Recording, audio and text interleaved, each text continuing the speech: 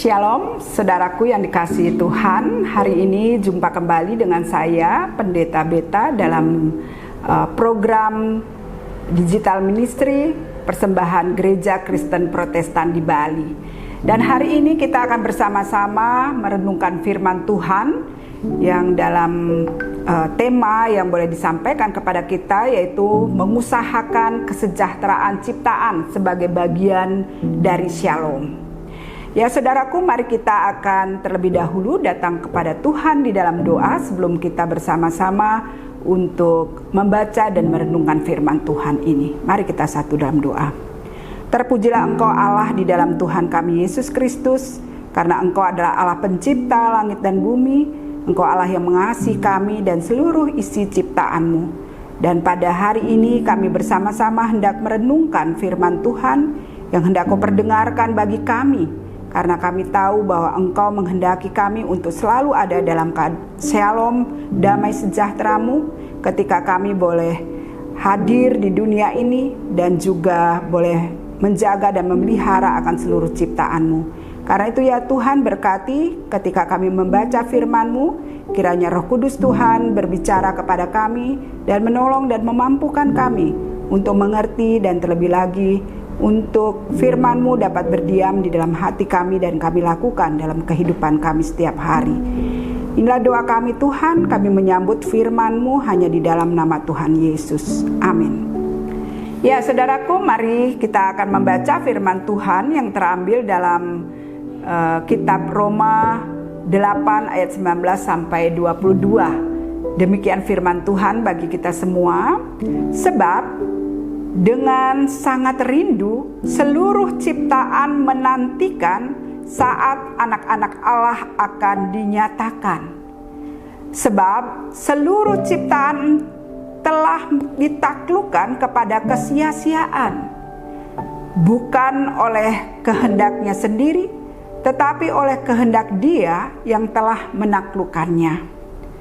Tetapi dalam pengharapan karena ciptaan itu sendiri juga akan dimerdekakan dari perbudakan kebinasaan dan masuk ke dalam kemerdekaan dan kemuliaan anak-anak Allah.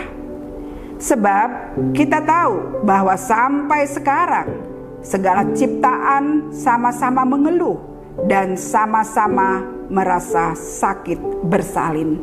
Semakin jauh pembacaan firman Tuhan. Berbahagia bagi kita semua yang telah membaca, mendengarkan, dan juga yang bersedia merenungkan, bersedia memelihara dalam hatinya, dan juga bersedia melakukan di dalam kehidupan setiap hari. Terpujilah nama Tuhan.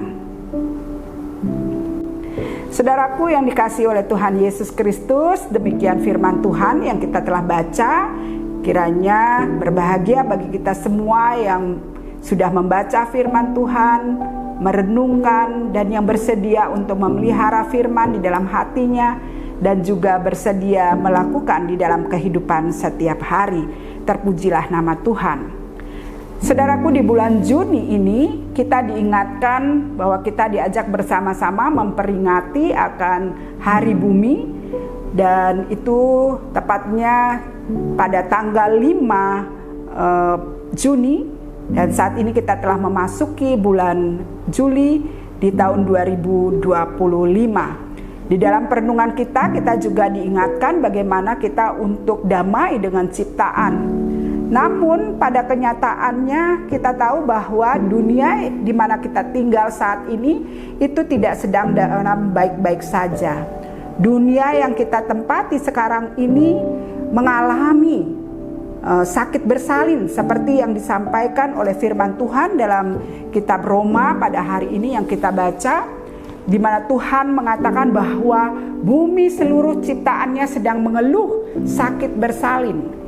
Di sini kita mengalami secara nyata bahwa kerusakan oleh karena ulah manusia yang begitu sangat rakus mengeksploitasi akan bumi ini, bahkan sampai ke perut bumi, dan mengakibatkan perubahan iklim yang begitu sangat nyata kita boleh alami, dan juga bencana terjadi di berbagai tempat yang terjadi cukup berkepanjangan di seluruh belahan bumi ini. Jadi saudaraku, manusia sebagai ciptaan Tuhan lupa akan tugasnya. Bahwa sesungguhnya Allah memandatkan manusia untuk menaklukkan dan berkuasa atas bumi di mana ia boleh ada, hadir, dan atas ciptaannya.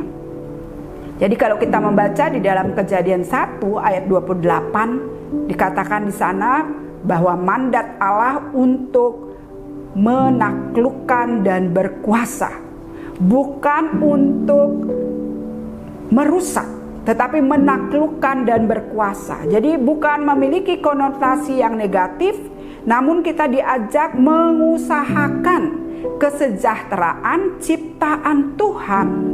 Jadi saudaraku, di dalam menaklukkan dan berkuasa atas ciptaannya, ini merupakan tanggung jawab sebagai manusia untuk mengelola dan memanfaatkan alam yang dimana Tuhan anugerahkan kepada kita secara bijaksana, dan juga menjaganya dan mengusahakannya dengan baik untuk mengelola alam ini sehingga bisa terjadi keamanan, bukan bencana yang berkepanjangan terjadi di seluruh bumi ini, tetapi bagaimana kita bertanggung jawab sebagai manusia untuk mengelola dan memanfaatkan alam yang Tuhan anugerahkan kepada kita, sehingga di dalamnya kita akan memuliakan Tuhan. Di dalamnya kita melakukan tugas panggilan kita sebagai orang percaya dengan baik.